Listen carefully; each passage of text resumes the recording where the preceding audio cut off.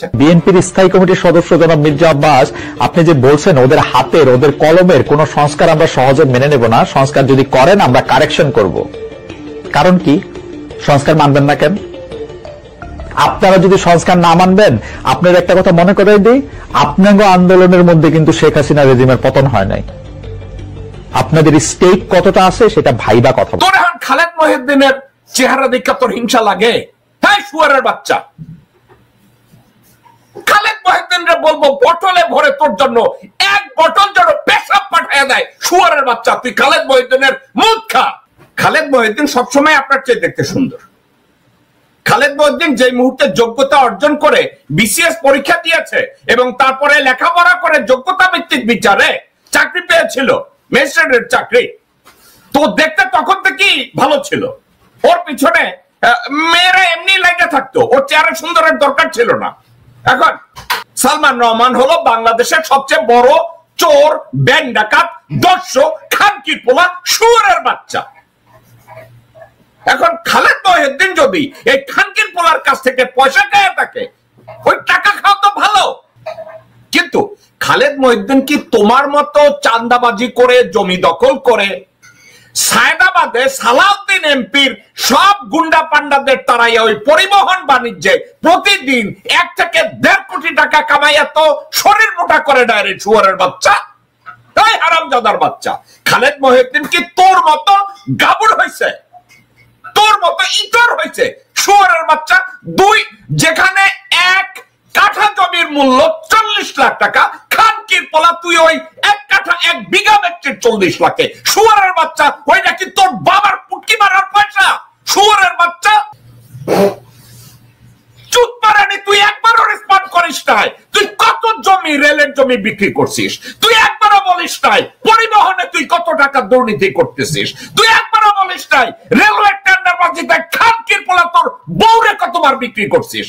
খালেদ মহিউদ্দিন এই বিষয় নিয়ে কথা বলল। আমি খালেদ মহিউদ্দিনকে অন্য একটা বিষয়ে গালিগালাজ করেছি, কিন্তু যেই বিষয়ে এখানে কথা বলেছে আমি তার এই বিষয়টাকে সাপোর্ট করি। আমি তো বাংলাদেশের দালাল, আপনাদের মনে আছে তো? আমি বলেছি আমি কাকে পছন্দ করি আর না করি তাতে কিচ্ছু আসে যায় না। বাংলাদেশের পক্ষে যারা কথা বলবে আমি তার পক্ষে আছি। আমি বাংলাদেশের দালালি করি রে ভাই। তো খালেদ মহিউদ্দিন যখন বলে যে এই মির্জা আব্বাস, আপনাদের হাসিনার পতনে, স্বৈর শাসকের পতনে আপনাদের তো কোনো ভূমিকা নাই, আপনারা তো তাদের সহকর্মী ছিলেন, আপনারা তো হাসিনাকে অ্যাসিস্ট করেছেন 17 বছর ক্ষমতায় থাকার জন্য, তাইলে ডক্টর মোহাম্মদ ইউনূসের নেতৃত্বাধীন অন্তর্বর্তীকালীন সরকারের সংস্কারকে আপনি কেন মেনে নেবেন না? খালেদ মহিউদ্দিন এই কথা বলল। পিনাকি ভট্টাচার্য প্যারিস থেকে এটা নিয়ে কথা বলল। আমি এটা নিয়ে কন্টিনিউয়াসলি কথা বলছি। যখন আমরা এগুলো নিয়ে কথা বলছি তখন মির্জা আব্বাস আর টিকে থাকতে পারে নাই। লোক যিনি, আমি নাম নিচ্ছি না, তবে আপনি বুঝে নিয়েন, যিনি দরবেশের সালমান রহমানের টাকা খেয়ে মোটা হয়েছেন, স্বাস্থ্য ভালো করেছেন, চেহারা সুন্দর করেছেন, লম্বা লম্বা কথা বলেন বাইরে থেকে। খুব দুর্ভাগ্যজনকভাবে উনি আমার সম্বন্ধে কালকে বাজে কথা বলেছেন। তো বলতে থাকুক, আমি বলেছি না কচু খেতে শুকর পড়েছে, আমি শুকরের পর্যায়ে ধরি ওনাদেরকে। তো আরেকজন আছে ফ্রান্সে, খুব আরেকজন আছে একজন ওখানে, কি বলে এটা একটা নাম, ওটা হলো কি বলে এটাকে, একটা না না না একটা একটা একটা জারজ মিল্টন আছে, জারজ মিল্টন, সরি কথা আমি বলে দিলাম, আমার এই অবস্থা থেকে এটা বলা ঠিক হয়নি বোধ হয়। তবুও আমি বলছি, জারজ মিল্টন বকা দিয়েছে আমাকে, সেটাকে সমর্থন করেছে পিনাকি। নাকি সংস্কার মানি না, আমি বলছি ওই সংস্কার মানি না যে সংস্কারটা দেশের মানুষের প্রয়োজন নাই। আমি সে কথা বলেছি। তারা যদি ভুল বুঝে এবং দরবেশের টাকা খেয়ে শরীর স্বাস্থ্য ভালো করে বিদেশে থেকে এই দেশের রাজনীতিবিদদের সম্বন্ধে কুৎসরণা করে, গালিগালাজ করে, এবং আমি আশ্চর্য হয়ে গেলাম। প্রথম গালিগালাজ শুরু করলো তারা আমাকে,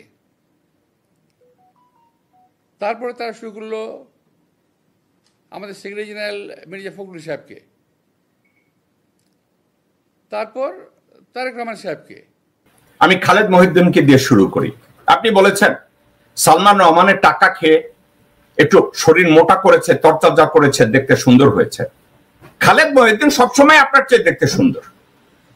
খালেদ মহিউদ্দিন যে মুহূর্তে যোগ্যতা অর্জন করে বিসিএস পরীক্ষা দিয়েছে এবং তারপরে লেখাপড়া করে যোগ্যতা ভিত্তিক বিচারে চাকরি পেয়েছিল, ম্যাজিস্ট্রেটের চাকরি, তো দেখতে তখন থেকেই ভালো ছিল। ওর পিছনে মেয়েরা এমনি লেগে থাকতো, ওর চেহারা সুন্দরের দরকার ছিল না। এখন একটা মানুষ যখন তার পেশা পরিবর্তন করে, সে চিন্তা করেছে মিডিয়ায় সে ভালো করবে, কথাবার্তা সে ভালো বলে। সে সালমান রহমানের মতো একজন পিশাচ তাকে টার্গেট করেছে, ওই পিশাচ ইন্ডিপেন্ডেন্টে তাকে টেনে এনেছে, তাকে প্রডিউস করেছে, তার টাকা খেয়েছে।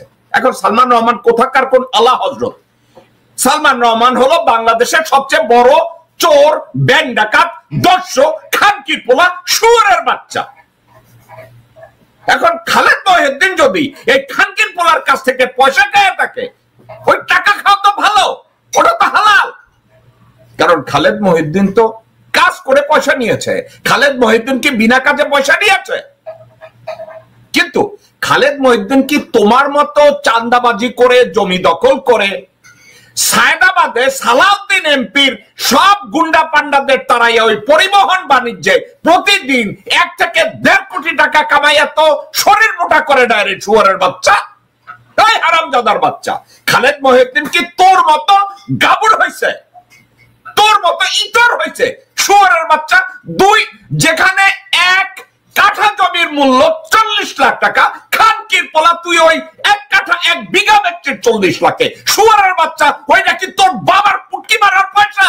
শুয়ারের বাচ্চা, শুয়ারের বাচ্চা, তুই মিটিং এ গালি দাস।